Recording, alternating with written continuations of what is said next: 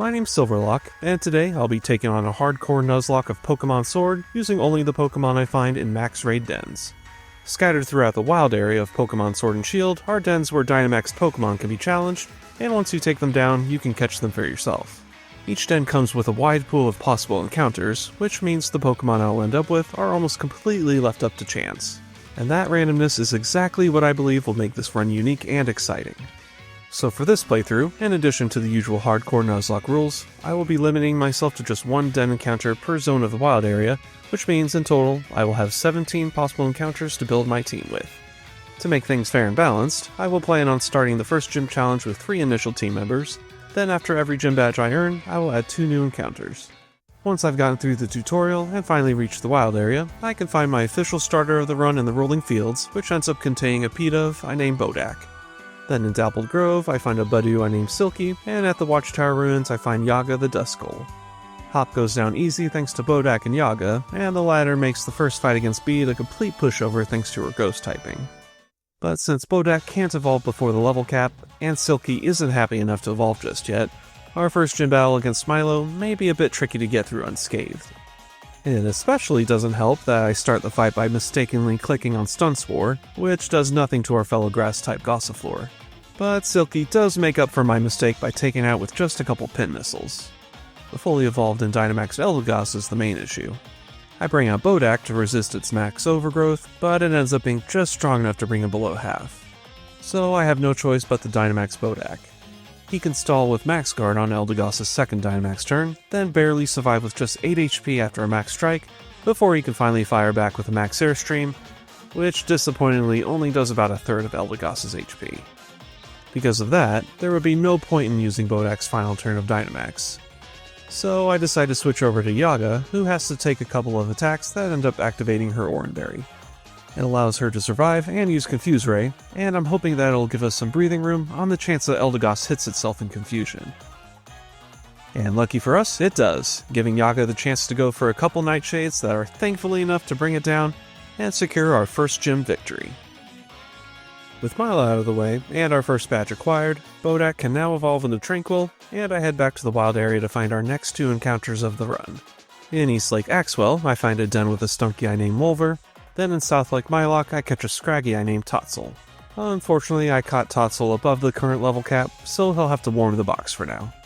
It's not a huge setback, as Silky is now happy enough to evolve into Roselia, and after another easy fight against Hop, we can immediately move on to the next gym battle against Nessa. And Silky, unsurprisingly, has no issue taking down her entire team. Gordie and Arrokuda easily fall to a couple magical leaves, and Nessa's Dynamax Dreadnought goes down with a single max overgrowth. More like max overkill. Oh brother, this guy stinks! Moving on, with the new level cap, Totzel can now join the team, and I also grab my next 2 encounters. First in North Lake Mylock, I catch Jersey the Tyrogue. With him, I get a choice of 3 evolutions to pick from, and I decide to go with Hitmontop for its utility and the always reliable Intimidate ability. Then in West Lake Axwell, I catch a Corphish I named Kraken, and while getting a Water type just in time for the Fire type gym sounds great on paper, all of Kabu's Pokemon are fully evolved, meaning the unevolved Corphish definitely won't be able to carry the fight alone. But he does get to open the fight against Kabu's Ninetales. As expected, it starts with a Will-O-Wisp that burns, but a held Rossberry clears it up right away. Kraken then goes for a Waterfall that immediately brings Ninetales into the red, tanks a weak Ember, then finishes it off with another Waterfall. Next is Arcanine, who fails to intimidate our little crustacean thanks to his Hypercutter ability, but it goes for a Will-O-Wisp that we can no longer heal. Thanks to the burn, Kraken's next Waterfall fails to bring it below half, meaning Kraken has to switch out. Jersey comes in on a resisted bite and intimidates, and after getting off a fake out to bring it below half, a drill run the next turn takes Arcanine down. That leaves us with Kabu's Gigantamax Centiskorch, and no matter what, someone on my team is going to have to take a big hit. What makes it trickier is its Max Centiferno, which is basically a souped up Fire Spin that will trap my Pokemon and prevent me from being able to switch. I say that because at the time, I completely forgot that was the effect, and I stupidly bring Kraken back in. My plan was to stall one of its Dynamax turns with Kraken's type advantage, but instead, he gets hammered with a ton of damage, burn damage, and Fire Spin Chip, with no way to escape. So on the next turn, a Max Flutterby knocks Kraken out, giving us our first death of the run, all because of my memory lapse. At the very least, Bede can come in safely to Dynamax and waste its last turn with a Max Guard. Scorch shrinks down, and Bede finally ends the fight with a couple of Max Airstreams to earn us our third badge. It's definitely a bummer to lose our first team member. You would think I would know by now that Fire Spin is Kabu's whole shtick, and that would extend to all of his Pokemon. So to cheer myself up from a bitter victory, I go and grab my next 2 viable encounters and get a slew of evolutions. At the Giant Seat, I catch Oleana the Roly-Poly, who quickly evolves into Carkle. Then at the Motostoke Riverbank, I find Kumile the Ralts, who evolves into Curlia, while Bede evolves into Unpheasant. And while I'm in the area, I make a quick stop at the Digging Bros, who manage to find me a Shiny Stone. With that lucky find, Silky can evolve into Roserade, and with the Dawnstone I pick up nearby, Kumile can evolve into Gallade. During the next gym challenge, Oleana evolves into Colossal, while Wolver evolves into Skuntank. The timing pays off immediately against B, where Wolver starts by getting a lucky burn on her Hitmontop thanks to a Flamethrower. But then he misses a Play Rough on the next turn, which allows Hitmontop to connect with a couple of Revenges. Even when the next Play Rough hits, it isn't enough to KO, so he has to take one more Revenge before he finishes off with another Flamethrower. Thankfully, Black Sludge Recovery keeps him healthy, so I decide to keep him in against Pangoro, who gets nearly taken out with one hit with another Play Rough. It then uses Circle Throw to force the switch to Bede, which is perfectly fine by me, since an Air Cutter can easily take it out the next turn. Next is Sirfetch'd, and I decide to play it safe and go with Feather Dance, but it detects the first try. Then on my second try, it uses Swords Dance to completely negate the attack drop. Okay, whatever. I don't have the patience to play this game, so I go for Air Cutter the next turn, which brings it below half. Then a Revenge nearly takes out Bede, leaving him with just 18 HP. I gamble keeping him in due to Air Cutter's less than perfect accuracy, but it manages to hit, taking Sirfetch'd down. That just leaves B's Gigantamax Machamp, so I switch over to Jersey to lower its attack with Intimidate, which helps reduce the damage of its Max Strike. This allows Jersey to stay above half health, but I nearly squander the opportunity by going for Fake Out. In case you don't know or remember, Dynamax Pokemon are immune to getting flinched. By doing that, I risked a crit from another Max Strike that could have taken Jersey down, but thankfully, he survives to live another day. I switch in Oleana on its last turn of Gigantamax, predicting it'll go for another Max Strike, which it does. Machamp finally shrinks down, so I switch over to Kumile, who takes very little damage from a Revenge coming in, then Dynamaxes and lets off a Max Mindstorm that finally gets the kill and the victory. I'm feeling like I've made at least one dumb misplay in each of the major battles so far. I have to really step it up moving forward. There's a lot more left to get through this run. Afterward, Yaga evolves into Dusclops, and then I return to the wild area for my next 2 encounters. In Bridgefield, I find Wizzy the Charjabug, and I use the Thunderstone right away to evolve him into Vikavolt. But then I realize I don't really have a good place for him on the team. That's because my next encounter at Giant's Mirror turns out to be another electric type, a Toxtricity I named Drake. And as a bonus, he comes just in time for the 5th gym battle against Opal and her fairy types. Kumile starts strong by annihilating her Weezing with a Zen Headbutt, then a couple poison jabs take down Togekiss, but not before he takes a large chunk of damage from an Air Slash. So when Mawile comes out, I have to switch over to Dullahan. An Iron Defense means his Flame Charge barely does a third, and he ends up missing a high horsepower the next turn. But Mawile can't really do anything thanks to Dullahan's beefy defense and leftovers, and it even burns itself thanks to his flame body. So in the end, Mawile goes down easy after a couple more turns, and Dullahan is in a good spot against Opal's Gigantamax Alchemy, thanks to the Flame Charge speed boost and the attack boost from her quiz. Dullahan Dynamaxes, and a couple Max Rockfalls are more than enough to take her down, earning us our 5th badge. Next, I head back to the Desert of the Wild area for my next 2 encounters. First a Musharna in the Stony Wilderness I named Nessie, then a Swinub in the Dusty Bowl I named Glowson. She ends up having an attack-lowering timid nature, which is a bit of a hindrance, but the speed boost might come in handy later. So she gets to immediately evolve all the way into Mamoswine and officially join the squad. We win the next fight against Hop without any issues, and afterwards Totzel evolves into Scrafty, just in time for the fight against Gordie. Silky leads by one-shotting his Barbaracle with a Giga Drain, then after Shuckle uses Power Trick, I decide to switch over to Yaga. She ends up missing her first Will-O-Wisp, but connects with the second, and from there on it's just a slow whittling process. And as a fun side note, it isn't until the 5th rock tomb that Shuckle finally starts to outspeed Yaga. Not that it matters though, burn damage eventually finishes off right after a safe switch to Totzel. Stonejourner comes in next and sets up Stealth Rocks, as a Brick Break does a bit over a third. Then the next turn it goes for Wonder Room, which swaps everyone's defense and special defense. Why? Its special defense is comically low, meaning instead of possibly living to see another turn, Totzel's next Brick Break ends up being more than enough to get the kill. Sometimes I really wish the AI was just a little bit smarter. So that knockout gives Totzel a Moxie attack boost, and now it's time for both Gordie and I to Dynamax. Thanks to the Moxie boost, a Max Knuckle can do over half, while Colossal's Max Flare just barely scratches back. The following Max Knuckle seals the deal, winning us our 6th badge. After yet another effortless win against Top, not worth showing, we can finally get the bike upgrade, which will let us access certain parts of the wild area later on. For now, I head over to the Giant's Cap, where I end up getting a Puku Muku. Yay! Thanks, I love it! And I especially love wasting 3,000 of my watts for the wishing piece I used to get it. On the bright side, my encounter in Hammerlock Hills ends up being much better, a Corviknight I name Rock. On the not so bright side though, she's over the current level cap. So the team doesn't really change much as we move on to the next gym battle against Piers. The battle starts with Jersey and Miss Crafty intimidating each other, as I go for a fake out to get a little chip in. A single close combat the next turn isn't quite enough to take it out, as a Brick Break doesn't do much to Jersey in return. A second close combat the next turn does take him out, but the defense drops me and I'll have to switch over to Dolhan, as our good friend Malamar is next. He ends up tanking a critical hit Psycho Cut coming in, and a foul play the next turn deals some decent damage, but Dolhan is bulky enough to easily survive, needing just a couple of heat crashes to take Malamar down. Next is Obstagoon, so I bring Jersey back in to Intimidate, as it just wastes its turn using Obstruct. I go for a fake out to get a little chip in, then switch over to Silky who can now take a Shadow Claw coming in, then let off a couple of Dazzling Gleams to get it in the red. It eventually goes for the Throat Chop, but it can't even bring her below half, and it ends up triggering her Poison Point ability, so it just goes down to poison damage at the end of the turn. Last is Skuntank, so I switch over to Glowson on a Screech, and a Bulldoze the next turn just barely doesn't get the KO.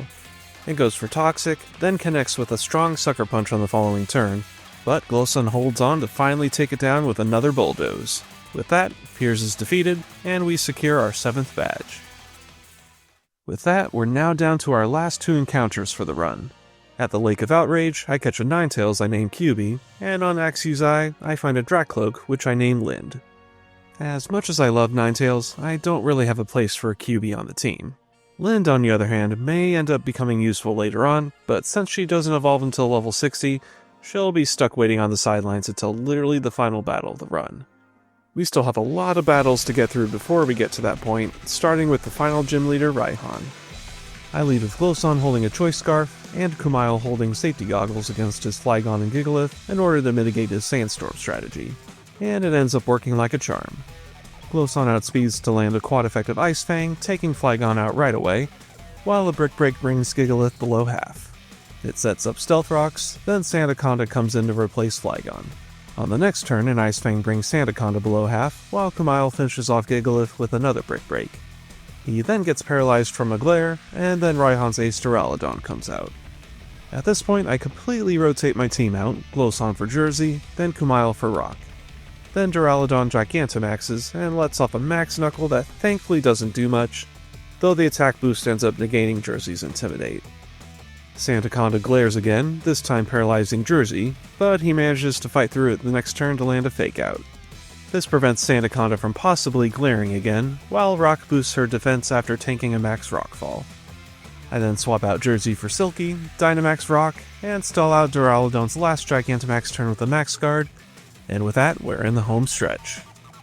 Silky can finish off Sandaconda on the next turn with a Giga Drain, while Rock's Max Knuckle brings Duraludon below half, allowing Silky to finish things off with a final Dazzling Gleam to give us a clean win and our 8th and final badge.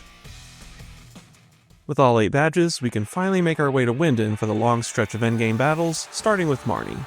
I lead with Kumail against her Liepard, hoping it goes for a Fake Out in order to activate his Steadfast ability to get the speed boost, but it goes for a Nasty Plot instead. That's fine though, as it allows Kumail to get a free swords dance. From there, Kumail can tear through her Liepard, Scrafty, and Toxicroak with no problems. Morpeko's a bit faster though, so I decide to pivot to Dolahan, who just gets tormented coming in, and can crush it in one hit with a body press. That leaves only her Gigantamax Grimmsnarl, and as usual, I bring in Jersey to intimidate and soften its Gmax snooze. I then switch over to Drake, who resists a Max Starfall, Dynamaxes, then finishes it off with a Max Lightning for our first easy tournament win. Next up is Hop, who starts the fight with his double using Cotton Guard that ends up drawing things out a bit more than I wanted. A body press barely does a third, and then I try a Rock Tomb the next turn in a vain attempt to get the speed advantage, only to get paralyzed by a body slam. Luckily, it ends up getting burned from Dolahan's Flame Body, but then Hop uses his full restore, starting us all over again. Dolahan lands another body press to bring him back down to a third, then he gets fully paralyzed the next turn, only for Double to get burned again after a reversal. So thanks to that, Dolahan is no longer in any real danger, as he proceeds to continue fighting through paralysis to get off a couple more body presses and finally take Double down.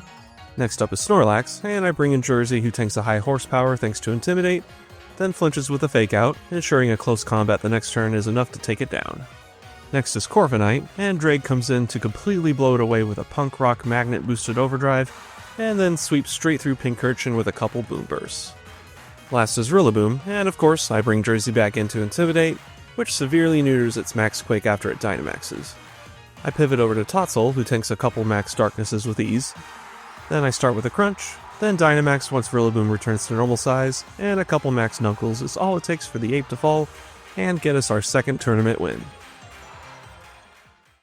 With the first part of the tournament completed, Rose's hyper-competent secretary decides she hates me for some reason, so naturally, she challenges us to a fight. Her Frostlass starts by trying to burn Rock with a Will-O-Wisp, but a Rossberry clears it up right away, and then she gets the one-hit KO with a critical hit Steel Wing. Salazzle is next, so I bring in Dolahan to resist an Incinerate coming in, but he ends up getting poisoned with a Poison Gas the next turn.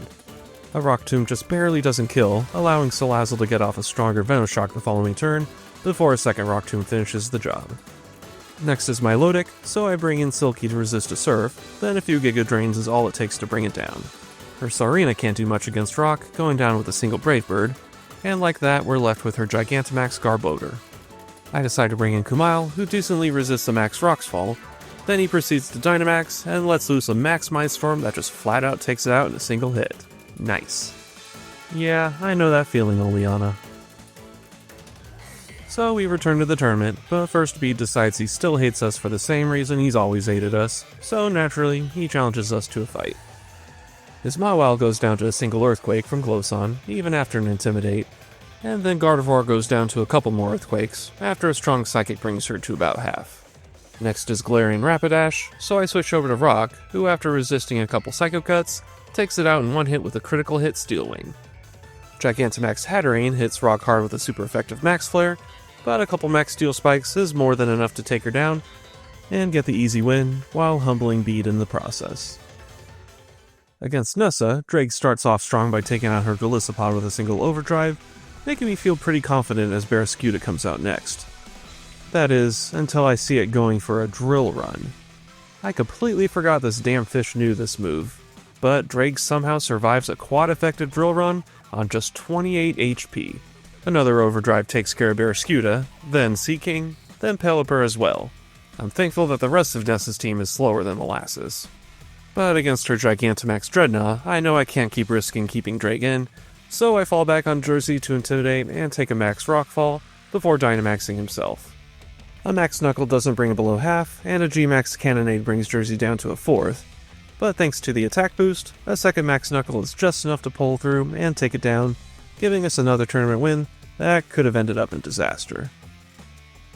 We keep moving forward with B, leading with Hawlucha, who gets immediately taken out with an Overdrive from Drake, but not before it manages to land a critical hit high jump kick. Grapple Lock is next, and I switch over to Silky, who gets immediately Octolocked in. This also lowers her defense, so after a strong Dazzling Gleam, a Mega Punch ends up dealing about half.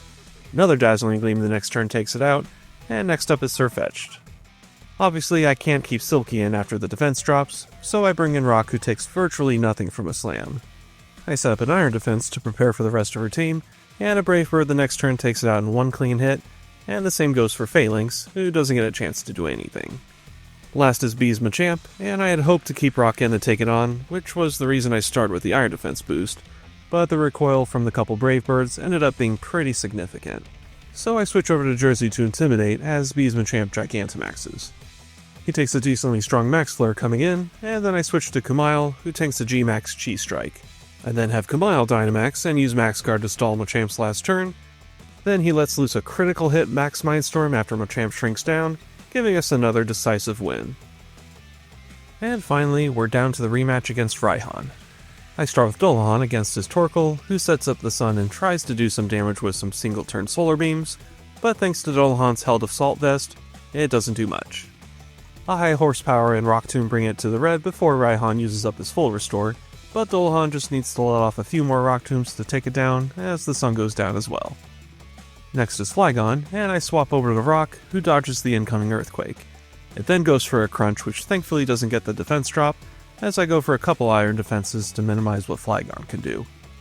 Flygon sets up Sandstorm, and after I'm allowed to max out Rock's defense, she can take it out with a single Body Press. Everything is looking good so far, until Turtonator takes the field. I was certain that fully maxing out her defense would give Rock's Body Press enough power to knock out Turtonator as well, but it sets up its Shell Trap, and it survives, meaning it can let loose a super effective Shell Trap to take Rock out, giving us our second death of the run.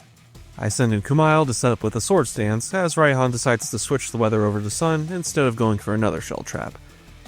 This thankfully gives us the opportunity we need to put the battle away. A Psycho Cut takes down Turtonator on the next turn, and then I go for an early Dynamax. A Max Knuckle takes Raihan's Goodra out in one hit, and gives him another attack boost, meaning his Gigantamax Duraludon has absolutely no chance of surviving the next one. With that, we've earned our final tournament win, but at the cost of one of my most important team members, right before the grand finale. Rock will certainly be missed. Before we can take on Leon, our great and dearly beloved oligarch decides to insert himself in matters he has no business in dealing with, and naturally, it's up to me to clean up the mess. After I get the perfect thumbnail shot, of course. Could be better. Moving along, I start our fight against Chairman Rose by roasting both his Excavalier and Ferrothorn with a couple fire punches each from Dolahan. It takes a couple more to take care of Klinklang, but the first does manage to get the burn, so its second Wild Charge doesn't do as much even after a critical hit. Berserker threatens with a strong Iron Head, so I switch over to Kumail, who ends up taking massive damage that would have killed outright if it crit. I could keep him in to get off a Drain Punch, but I'm not confident that it would be enough to kill or recover enough health, so I pivot to Totzel instead. He tanks a Shadow Claw coming in, then I have him go for a Drain Punch, which leaves Berserker with about a fourth, and another Iron Head brings him below half. So another Drain Punch can take out Berserker and give Totzel a Moxie boost while he heals, and with that we're in perfect position against Rose's Gigantamaxed Copperajah.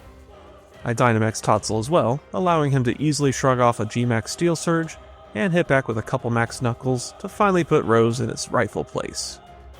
And afterwards, Glowson helps take down Eternatus in its base form, while Kumail gets some help taking down his Dune Sandworm form, and after having saved the world, we're finally down to the final showdown of the run against Champion Leon. Even after a couple losses, I still have some decent options to form my final team with. I ultimately settle on who I believe will give us the best chance of ending the run on a strong note. First is Lind the Dragapult, who has finally evolved in time to join the team, and while she hasn't done much, she'll still be an integral team member thanks to her insane speed and attack coverage. Next is Glowson the Mamoswine, who is still rocking the Choice Scarf that'll allow her to get the drop on Leon's team to hopefully give us an early advantage. Third is Dolahan the Colossal, my intended Charizard killer thanks to his typing, defensive bulk, and coverage to hit it super effectively. Fourth is Dreg the Toxtricity, whose Life Orb and Punk Rock boosted attacks will deal some sick damage. Fifth is Kumail the Gallade, our versatile physical attacker, packing both powerful stab and coverage moves, along with some great special bulk. And lastly, Totzel the Scrafty, our all-around bulky attacker who can possibly set up with Dragon Dance and Moxie if the opportunity arises. And with that, it's finally time to take on the Champion Leon. Let's see if my team of Den Dwellers has what it takes to topple a champion and end this run strong. I lead with Glowson against Leon's Aegislash, which opens up by blocking an Earthquake with the King's Shield. A second Earthquake brings it into the red, while a Flash Cannon does the same. Leon uses his full restore, but since Aegislash is now in its blade form, another Earthquake can take it out the next turn in one hit.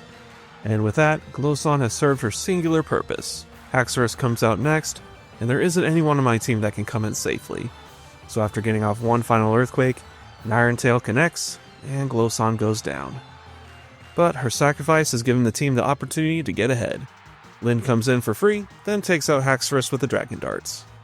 Leon's own Dragapult is next, but Lind has been EV trained to outspeed and land another Dragon Darts, and take down Leon's speediest threat. Next is Inteleon, and I have Lind U-turn over to Kamile, who ends up getting his attack lowered with a couple tearful looks. This lowers the damage of a Thunder Punch, just enough for Inteleon to survive and land a Snipe Shot the next turn. Luckily it doesn't crit, so a second Thunder Punch takes it down. We're now down to Leon's last two Pokemon, starting with Mr. Rime. I switch in Totzel, who ends up getting confused from a Teeter Dance. He takes about a third from a Freeze Dry the next turn, before fighting Confusion to set up a Dragon Dance, then fights through a second time to land a Drain Punch, before getting hit with another Freeze Dry. That ends up freezing. Great. I have to switch out at this point, so in comes Dolahan to melt down the clown, but he ends up getting frozen too. Just perfect. I keep him in, hoping we'll get a lucky thaw, but with no luck. Because Mr. Rime switched to using Psychic, I feel I can bring Lind back in safely, but then Mr. Rime goes for another Teeter Dance as she comes in. I decide not to switch again, risking taking a super effective Freeze Dry, and once again, another one of my team members fights through the confusion. Lind gets off another Dragon Darts, finally taking down this annoying clown. All that remains now is Neon's Gigantamax Charizard. At this point, I could play it safe and sack one or two of my team members to guarantee our win. That is not how I want this run to end. I send in Dolahan, who is still frozen, but he can still tank a Max Rock's Fall just fine. I continue keeping him in to waste another of Charizard's Gigantamax turns, and he ends up surviving another Rock's Fall on just 7 HP. He still hasn't thawed out though, so I have to switch over to Drake to give him a piece of the action. A third Max Rockfall and Sandstorm damage bring Drake down to exactly half HP, but it's just enough to safely keep him into Dynamax. Then Charizard outspeeds and lands a critical hit Fire Blast, bringing Drake down to just 7 HP. It all comes down to this. Will Drake's Max Lightning be enough to take Charizard down before Sandstorm damage claims him?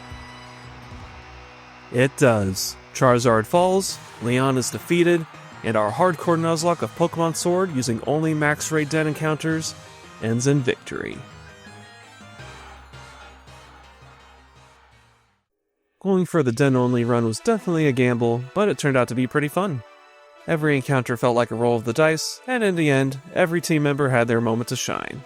So instead of picking an MVP, I think this time the whole squad deserves the credit. As always, if you enjoyed the run, I'd greatly appreciate it if you like, comment, and subscribe to my channel. Please let me know in the comments what kind of challenges you'd like to see in the future. Thanks for watching, and I'll see you in the next video.